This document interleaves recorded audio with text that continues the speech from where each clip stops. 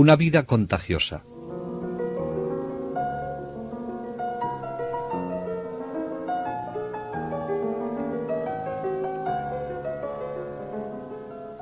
Si la atención del maestro Ávila, en su interés por la reforma cristiana, se dirigía a todos, de una manera especial esta reforma la quería para el clero por la dignidad de su estado como representantes de Cristo, y por el influjo que su conducta ha tenido siempre entre los fieles. Conocía la necesidad que éste tenía de una profunda reforma. En realidad, esta preocupación era común a obispos, sacerdotes y pueblo fiel. Dios le tenía reservada una misión providencial en la promoción espiritual, intelectual y pastoral del clero diocesano. Esta fue una de sus tareas principales. Él la realizó dejándose llevar por el Espíritu Santo.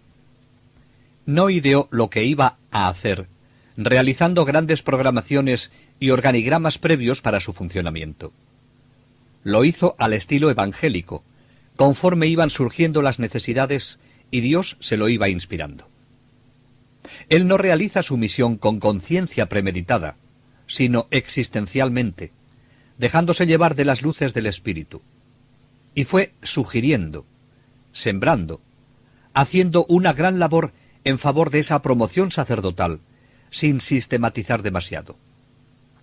Fue una voz viva y fuerte que sacudió el ambiente enrarecido de su tiempo, voz que aún llega sugerente hasta nosotros. El panorama sacerdotal de aquella época estaba lleno de luces y sombras, pero eran más las sombras que las luces. Lo positivo de aquellos años es que se tenía una conciencia viva de la situación y de la necesidad de una reforma a fondo. Mucho se había insistido en denunciar el mal y en pedir que se supere. Pero, como dirá Juan de Ávila en su memorial primero para Trento, no basta hacer leyes buenas y decretar que se cumplan. Hay que aportar medios. Y esto es lo que él ha ofrecido. Es verdad que esos remedios se venían intentando por unos y otros, pero el campo era inmenso y había que trabajarlo y dedicarse con empeño.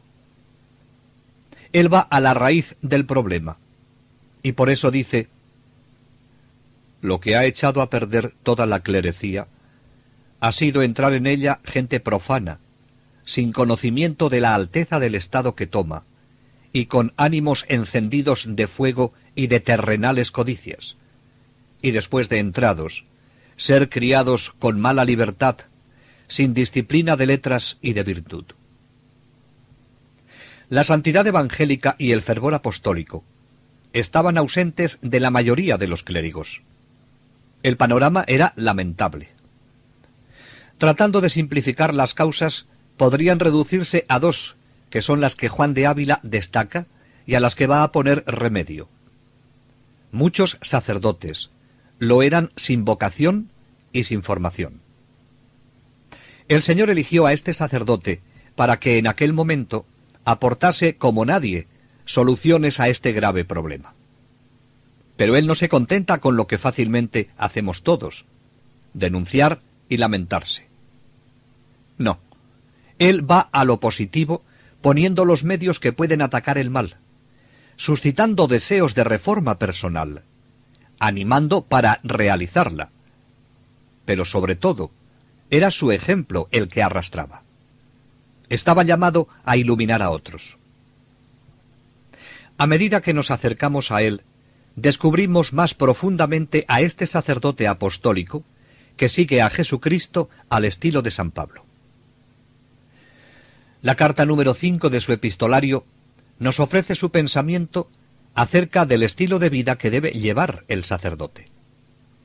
Aunque haya que acomodar lo que dice a nuestros tiempos, siempre será necesario al sacerdote una vida espiritual intensa y una dedicación apostólica que responda a las necesidades de los hombres. En realidad, es el estilo que Jesús quiere de sus apóstoles. A Juan de Ávila le vemos desarrollar una impresionante actividad, hasta preguntarnos cómo pudo llegar a tantos campos. Y con todo, En su estilo pone de manifiesto que él es un gran contemplativo, recogido, austero, apostólico, sin quitar nada a su relación con Dios, de quien recibe toda la fuerza para su santidad personal y para hacer bien a los demás. Su vida ha sido contagiosa. Es un hombre de una relación serena y al mismo tiempo dinámica. Tiene garra en sus palabras que salen de un corazón que lo vive, y tiene una gran capacidad de convocar, de reunir gente junto a sí que quiere vivir como él. Por eso, enseguida de comenzar a trabajar, se le unen discípulos. La idea de formar una escuela sacerdotal con los discípulos, que cada vez en mayor número se le unían, parece que lo llegó a ver con más claridad durante su estancia en Granada, de 1537 a 1538. Sus primeras estancias en Sevilla, Écija y Córdoba habían atraído hacia sí un buen número de hombres jóvenes, la mayoría sacerdotes que querían vivir como él y trabajar en las tareas apostólicas de las misiones y enseñanza del catecismo. De este grupo se servirá para enviarlos a otras partes donde él no podía llegar, en especial a atender a sus colegios. Vivían como él, como verdaderos apóstoles, llenos del espíritu infundido por Jesucristo, en pobreza y humildad. Lo que sí tuvo claro desde el principio fue la necesidad de formar sacerdotes seculares que se entregasen a la propia santificación y al apostolado de la predicación y de la enseñanza cristiana en las diócesis andaluzas. La escuela sacerdotal constituye un aspecto importantísimo de la reforma de Juan de Ávila. Se trataba de unificar esfuerzos en orden a atender el clero diocesano. Él no pone la fuerza en las estructuras oficiales de gobierno. Él se orienta a la formación espiritual, intensificar la vida interior, oración, dirección espiritual, mutua ayuda fraterna, equipos apostólicos, prescindir de beneficios y dignidades a las que él supo renunciar cuando se las ofrecieron, abierto a todas las necesidades pastorales, especialmente a los sectores más abandonados, labradores, pastores, mineros, analfabetos, enfermos y cristianos alejados de la vida de fe. Así resumen lo que pretendía el maestro Ávila que fuera esta formación. Deseaba que estuvieran llenos de espíritu sobrenatural y les daba los criterios prácticos para su apostolado. Los rasgos fundamentales que caracterizaron su escuela pueden sintetizarse así. Lo primero es una seria preocupación por el robustecimiento del espíritu sobrenatural, para lo cual había que fomentar una interior vida de oración diaria, la práctica fiel del recogimiento interior, el ejercicio continuo de la pobreza evangélica más perfecta y el cultivo asiduo de la mortificación de los sentidos. Sobre esta base proponía el estudio lleno de piedad de la Sagrada Escritura, que deberían saborear, penetrar y asimilar en la oración, y con la lectura devota de los santos padres y de algunos comentaristas modernos, pero atendiendo más al aprovechamiento personal y de los demás, que al vano contentamiento del crecimiento intelectual personal. Juan de Ávila fomentaba el estudio, pero quería que éste se orientase a la práctica de la virtud en la vida. Por eso insistía en la necesidad del contacto continuado con la teología, pero advirtiéndoles que no se desviasen hacia el cultivo de las sutilezas inoperantes, que sólo conducen a satisfacer la curiosidad, sino que se mantuvieran dentro de lo que les habría de servir para la predicación y para la conversión de las almas. La entrega a la predicación y a la enseñanza fueron otras de las características de la escuela de este gran santo. Imprime en la escuela sacerdotal una altísima devoción o espíritu de seguimiento a Cristo encarnado, predicador itinerante, fundador de la Iglesia, cabeza de los apóstoles, desnudo en el pesebre y en la cruz, presente en la Eucaristía, en el cuerpo místico, en la Iglesia, en el sacerdocio. Alta vida de fe y de caridad apostólica.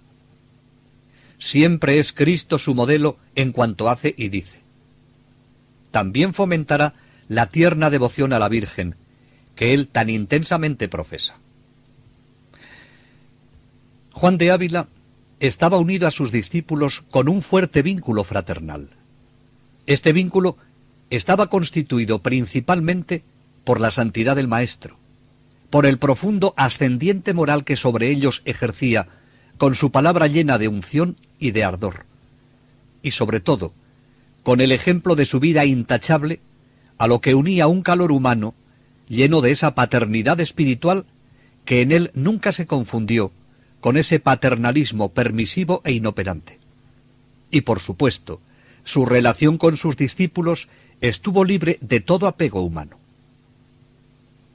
Dios le concedió una cualidad importante para la tarea que le encomendó. Poseía un gran discernimiento espiritual y sentido práctico extraordinario, que le hacía conocer con certeza a los hombres desde el principio.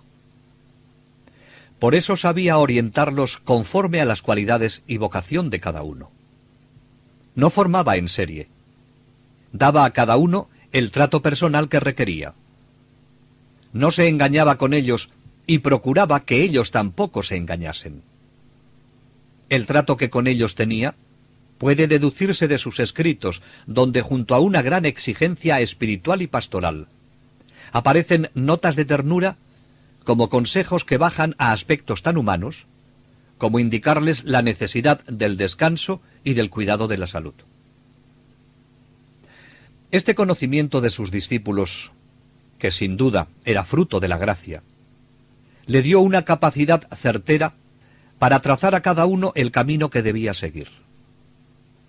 Y es este conocimiento el que explica cómo favorecía el destino personal de cada uno, dando ejemplo de humildad y desprendimiento.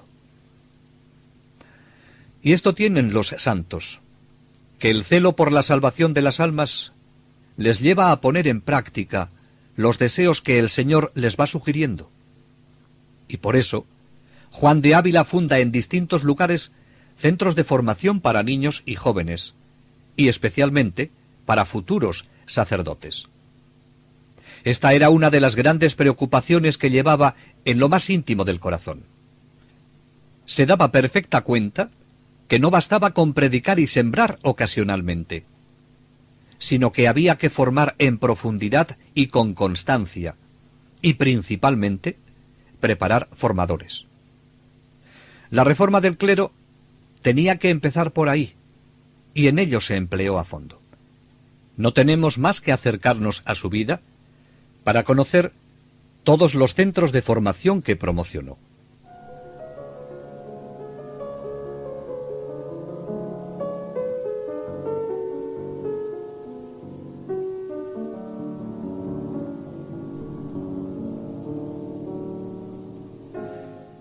A lo largo de su vida vemos la importancia que Juan de Ávila daba a la predicación y a la enseñanza del catecismo.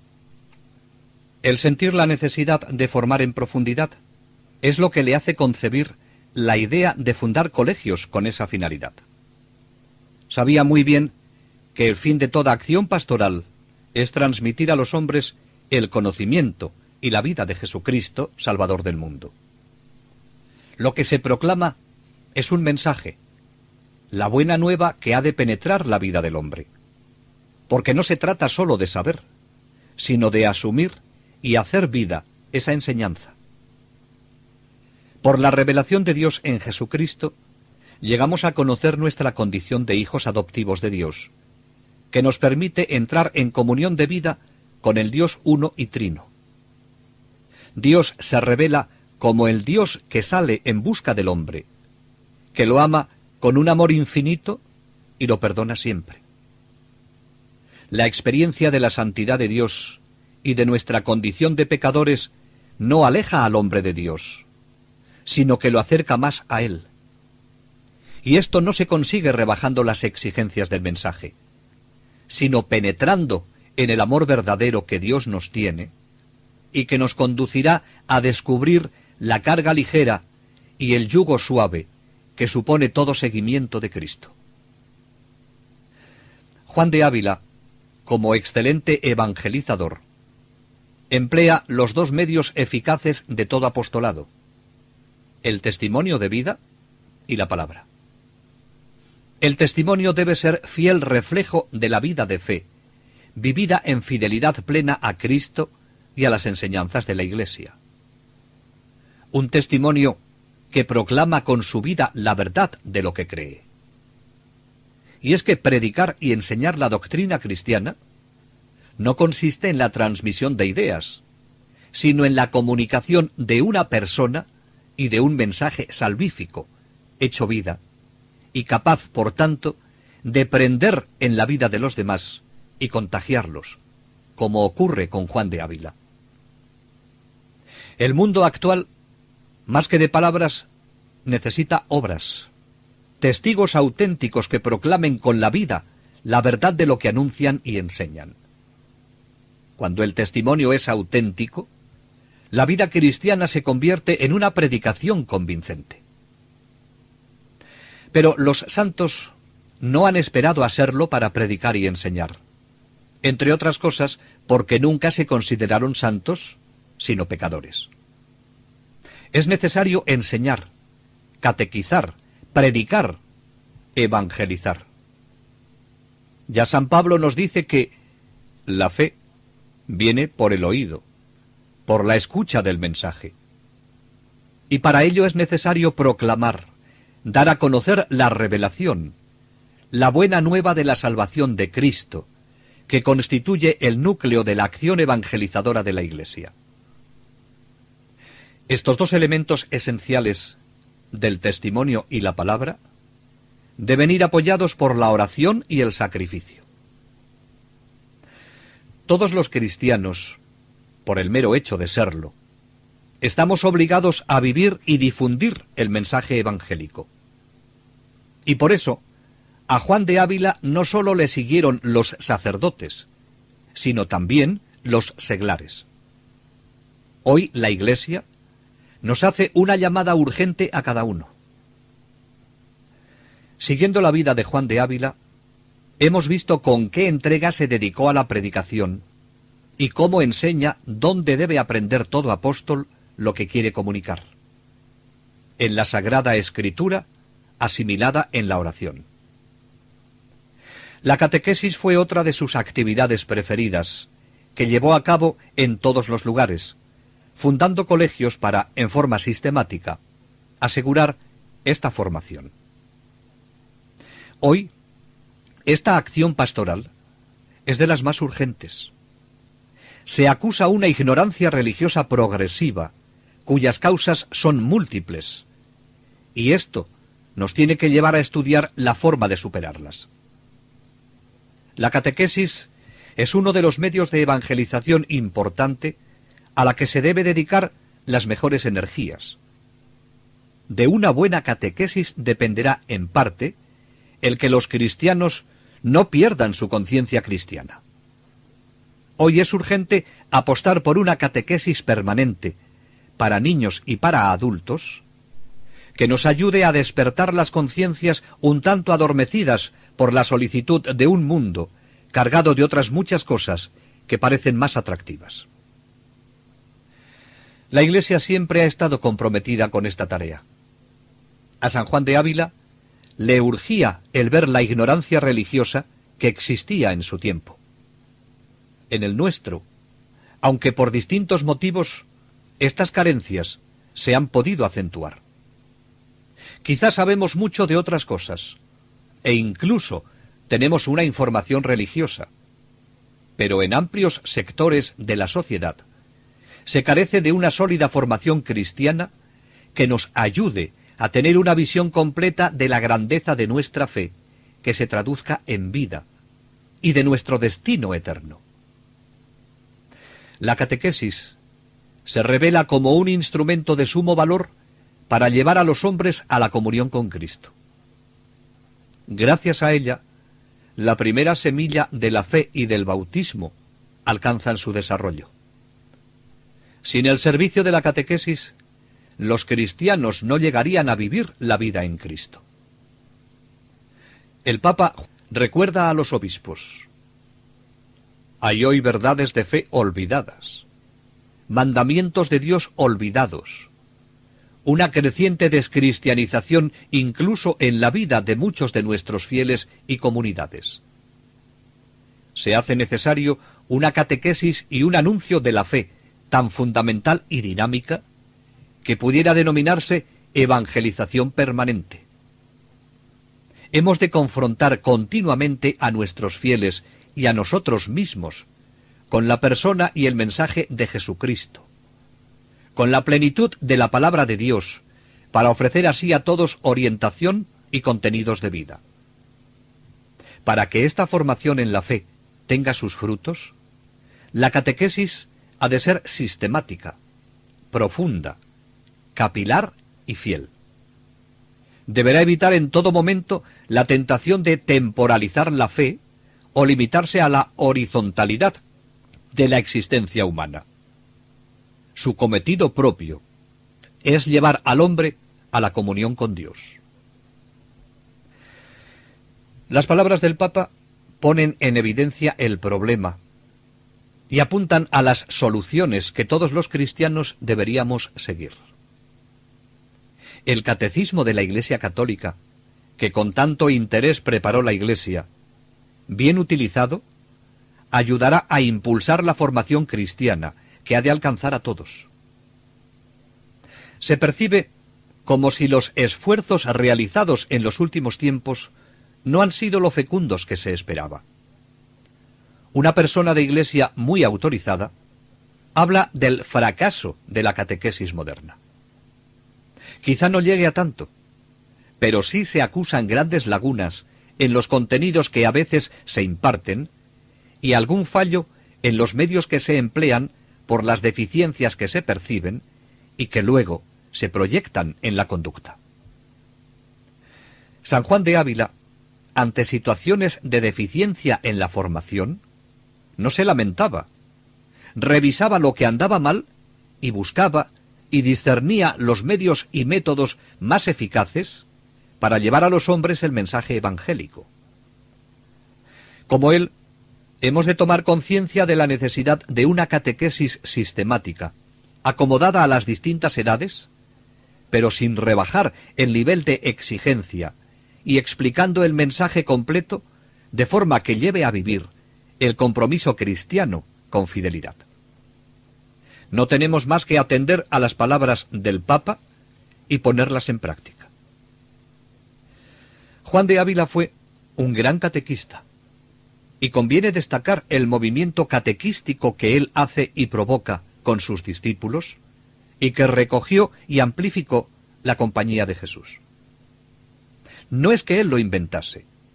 La enseñanza catequética siempre se dio en la Iglesia, pero él imprime a esta tarea un lugar destacado en la pastoral que dejará huella y recogerá espléndidos frutos.